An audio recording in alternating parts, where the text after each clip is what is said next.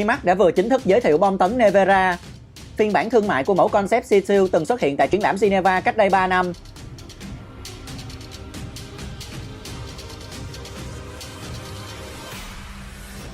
Ngay từ những ngày đầu thành lập công ty, Master Remac luôn tin tưởng hệ truyền động bằng điện chính là lựa chọn tốt nhất dành cho siêu xe thể thao, và nó đã biến Remac trở thành một thế lực dẫn đầu trong lĩnh vực xe điện hiệu suất cao. Nevera được đặt theo tên của một loại bão cực mạnh xảy ra đột ngột và thường đi kèm với sấm chớp dọc theo bờ biển Croatia, như một lời ẩn ý về hiệu suất phi thường của mẫu hypercar chạy điện này.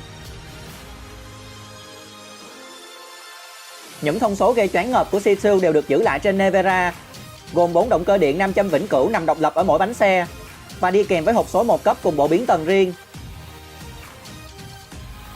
Remac cho biết động cơ của Nevera có hiệu suất lên tới 97%, nên nó chỉ sử dụng tản nhiệt bằng dầu và không cần phải bảo trì trong suốt vòng đời hoạt động. Mỗi động cơ trên còn có khả năng điều chỉnh mô men xoắn liên tục 100 lần mỗi giây do máy tính điều khiển, mang tới tính năng kiểm soát lực kéo vector cho cả 4 bánh, hoạt động nhanh và chính xác hơn bất kỳ hệ thống vi sai cơ khí nào khác. Với tổng sức mạnh 1914 mã lực và 2360 Nm, Nevera có hiệu năng áp đảo mọi chiếc hypercar truyền thống, khi nó tăng tốc từ 0 lên 100 km/h chỉ trong 1,97 giây, lên 300 km/h chỉ mất 9,3 giây, hoàn thành 1/4 dặm trong 8,6 giây và trở thành mẫu xe điện nhanh nhất thế giới khi chạm mốc 412 km/h. Nguồn năng lượng của Nevera đến từ khối pin lithium mangan niken dung lượng 120 kWh, gồm 6.960 tế bào nhỏ hình trụ tròn được làm mát bằng dung dịch. Xe có hỗ trợ sạc siêu tốc 500 kW bằng dòng điện một chiều, giúp sạc pin từ 0 lên 80% trong vòng 20 phút và cung cấp tầm hoạt động tối đa 550 km cho mỗi lần sạc đầy. Khung xe của Nevera chính là bộ phận nguyên khối bằng sợi carbon lớn nhất của ngành xe hơi. Với khung chính, khung phụ và mái xe đều được làm từ loại vật liệu siêu bền và đắt đỏ này. Phần khung trên chỉ nặng dưới 200 kg và có độ cứng lên tới 70.000 Nm trên độ xoắn, nhiều hơn 40% so với Bugatti Chiron. Phía đầu và đuôi xe là cấu trúc hấp thu xung lực va chạm bằng nhôm. Ngay cả lớp vỏ của khối pin hình chữ H bằng sợi carbon cũng được tích hợp vào bộ khung, giúp bổ sung thêm 37% độ cứng của cấu trúc. Vị trí đặt pin cũng giúp xe đạt trọng tâm cực thấp và tỷ lệ phân bố trọng lượng ở mức tối ưu. Hệ thống treo kiểu tay đòn kép với những giảm chấn điều khiển điện tử, hỗ trợ thêm là 2 thanh chống lắc và hệ thống nâng gầm thủy lực. Khối lượng xe lên tới 2.150 kg đòi hỏi một hệ thống phanh đủ mạnh mẽ. Nevera được trang bị cả 4 đĩa phanh carbon ceramic 390mm đi kèm với cùm phanh 6 piston. Nevera sẽ thu hồi động năng khi giảm tốc trước khi hệ thống phanh thủy lực can thiệp. Do đó Remac áp dụng công nghệ brake by wire nhằm đảm bảo cảm giác nhất quán của bàn đạp phanh. 6 chế độ lái được cung cấp trên Nevera, gồm Comfort thoải mái cho mục đích di chuyển hàng ngày, Ren tiết kiệm điện cho tầm hoạt động dài nhất, Sport với phản ứng lái thể thao, Custom cho phép thiết lập 2 bộ cấu hình riêng, Grip sẽ cho phép xe văng đuôi trong tầm kiểm soát, và Track với hiệu năng được giải phóng ở mức tối đa. Ngoài ra Remac còn phát triển tính năng Driver Code, sẽ hướng dẫn người lái cách điều khiển xe tối ưu nhất theo thời gian thực. Remac thiết kế Nevera theo triết lý hình thức phải tuân theo chức năng. Do đó ngoại hình xe không có những chi tiết dư thừa, mà chủ yếu phục vụ mục đích khí động học. Nắp capo được trang bị cánh tà chủ động, sẽ cho phép không khí đi qua để giảm lực cản và lực ép khi ở chế độ Ren. Lúc này những khe gió dưới gầm cũng sẽ đóng lại, và cánh gió sau được thu về vị trí hợp lý. Hai cánh tà ở nắp capo và dưới gầm đuôi sẽ mở ra, phối hợp với cánh gió sau nâng lên và tăng góc nghiêng để tạo ra lực ép. Những hốc gió ở đầu và thân xe có nhiệm vụ làm mát cho cụm pin và 4 động cơ điện.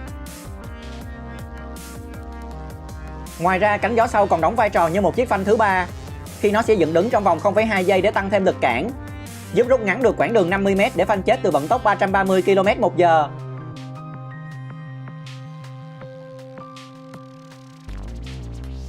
Remac định hướng Nevera là một chiếc GT, do đó không gian nội thất của xe cân bằng giữa hai yếu tố thể thao và thoải mái. Hành khách sẽ tiến vào bên trong bằng bộ cửa cánh bướm và tiếp cận với khoang lái tối giản được chia làm hai khu vực trên dưới rõ ràng. Nevera sở hữu 3 màn hình TFT, phối hợp với những núm xoay và phím bấm vật lý. Không chỉ khủng về hiệu suất, Nevera còn được trang bị 12 cảm biến siêu âm, 13 camera, 6 radar và siêu máy tính Nvidia Pegasus có năng lực xử lý 6 TB dữ liệu mỗi giờ, nhằm phục vụ cho những tính năng hỗ trợ lái và bán tự hành.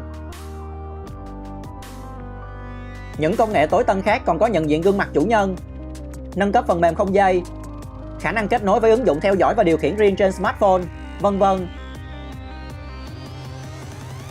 Remac giới hạn số lượng Nevera ở mức 150 chiếc, với mức giá khởi điểm lên tới 2 triệu euro, và đi kèm chương trình cá nhân hóa nhằm đảm bảo không có hai chiếc Nevera nào hoàn toàn giống nhau. Vừa rồi là video tìm hiểu chi tiết Remac Nevera. Cảm ơn các bạn đã quan tâm theo dõi. Hãy đăng ký và bấm vào nút chuông bên cạnh để nhận được thông báo. Now I'm ready to launch. Smashed in.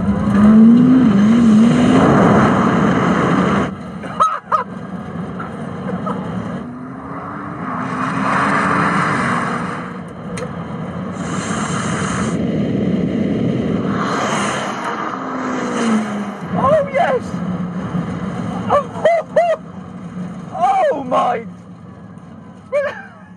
Where's the Ferrari? I imagine that's what it feels like to be shot out the barrel of a gun. It's just insane. There was a Ferrari in that race. It got beaten quite badly. So how is it? You know, your car's really slow, and Yeah, it just you did. fell asleep. Yeah, it only did the quarter mile in 8.6. Oh. It's a bit. Really? You measured 8.6? There you have a world record for a production car. Congratulations, Matt. We'll have beer tonight. I just broke a world record. Actually, you did. Actually, I didn't. The car did. Really? 8.6? 8.6. Wow. We thought we will achieve that on a prepped surface. We achieved like 8.7 so far. So with you now, you actually got the best time so far. Oh, that's wicked. So then what exactly happened? Well, the Remac did the stunning quarter mile in 8.62 seconds, which, as Matty said, is a world record for a road car, albeit an unofficial world record. The Ferrari, meanwhile, took 10 seconds to do the stunning quarter mile. However, the best time I had out of the Ferrari was in the second race, where it did a 9.6 second quarter mile, which is still very impressive. Now we're going to have a rolling race from 50 kilometres an hour. We've got the cars in their sports settings. Ferrari's in manual mode. He'll be in second gear. Here we go. 3, 2, 1, go. That's even madder than the launch.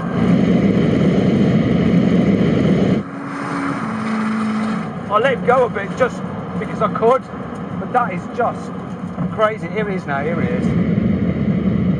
No, you don't.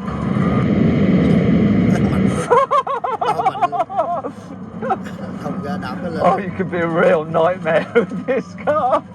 God, what happened to you, mate? I'll actually let you go a little bit ahead of me just on purpose. Did you like fluff a gear change or something? No, really, no slips, everything full attack, qualifying mode. Nothing else happened and lack of power. What, like 1,000 horsepower is not enough? It's not today, is it? Let's be honest. Okay, so Gordon, when you want to, you can accelerate. Go accelerate as hard as you can towards the tent. Whenever you're ready, just go. The cones, full emergency stop. See which car stops in the shortest distance. There we go, we're up to speed now. So here we go, here we go, here we go, here we go.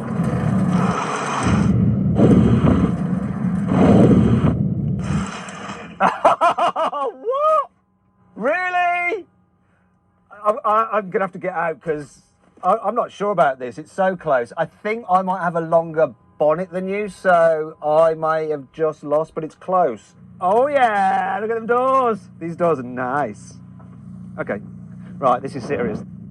No, wait, look, seriously, look at this. This is just the saddest walk I've ever done in my life. But it's a walk to victory. I lost again! You lost!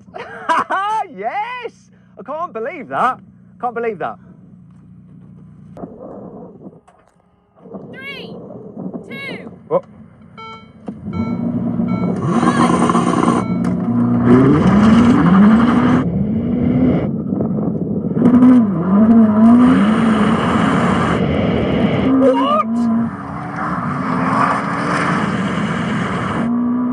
This is nuts!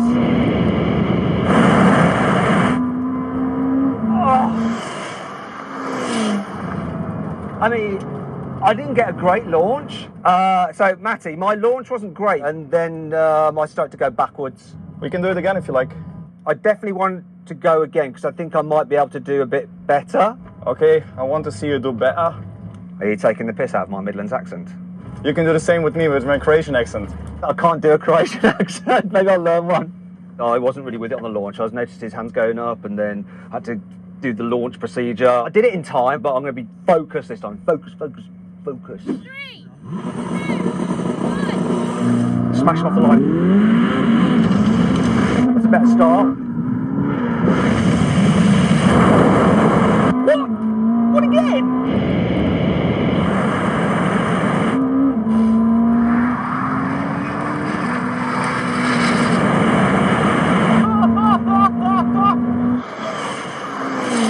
It's never been so much fun getting so badly beaten. SF90 Stradale, and I'm going to have a drag race against the new Remac Nevera. Can you believe it? Now, I've come to a runway in Croatia, brought this car along, because they're making some bold claims about that car, but before I talk you through the details on that, I'm going to tell you about this Ferrari, because it's pretty impressive. So we've got a 4-litre twin-turbo V8, it's mid-mounted, but you've also got a bunch of electric motors. Combined, you get 1,000 horsepower. That's nuts! Also, you've got electric motors on the front axle, so you've got 4-wheel drive. It's going to be quick, this car. I know it is. Is it going to be quicker than that Rimac? We're going to find out. Another thing you need to know about this car is that it weighs in at just under 1,800 kilos. Price-wise, £376,000. Anyway, let's find out about that Rimac from the guy who built it. It's Matty Rimac from Rimac. Hey Matty, how are you? Good, Matt. How are you? Yeah, I'm good. So I've heard that you're claiming that that car you're sat in, your new Nevera, Is the quickest accelerating production car in the world. Is that right? Well, Matt, I'm not claiming anything. Let's see. Before we race, though, I'd like to know the stats on your car.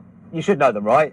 Yeah, I know one or two. So 1,900 horsepower, 4 electric motors, 120 kilowatt-hour battery pack, 2,360 newton meters of torque, and lots of power on the wheels. Yeah, I think you've said that before. That's like the quickest run out of stats that I've ever heard anyone give. Anyway, what we're going to do is just quickly put up a little slate now so you can have a look at the stats side by side for these cars. So pause the video now. There you go. Let's get on with the race. Now, before we do, please make sure you subscribe to this channel, hit the bell icon.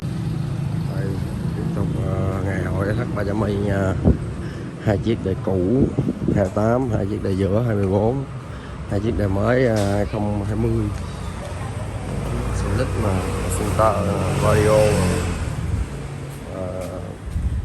giá Ý luôn. Mình có làm hết nha.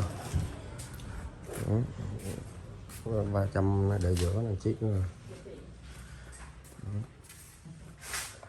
Rồi, cố gắng xong xe cho anh em. Xe này làm mình cục máy lại, bị hư dên với bê tông bạc. Cái này cục máy S65.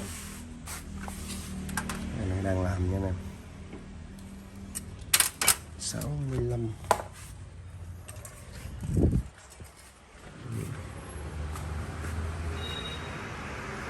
Hôm nay 300 khá là nhiều, 6 chiếc luôn. Rất ý, đặc biệt, đủ luôn.